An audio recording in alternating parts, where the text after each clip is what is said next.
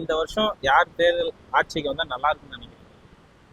யார் வரமாட்டாங்கன்றத வந்து அவங்கவுங்களோட தேர்தல் வாக்குறுதியை பொறுத்து தான் முடிவு பண்ண முடியும். அது இதுக்கு முன்னாடி அவங்க எப்படி செயல்பட்டுருக்காங்கன்றதை பொறுத்தும், அவங்க இப்போ வரைக்கும் எவ்வளோ வரைக்கும் உண்மையாக பேசியிருக்காங்க அப்படிங்கிறத வச்சு தான் என்னால் முடிவு பண்ண முடியும்.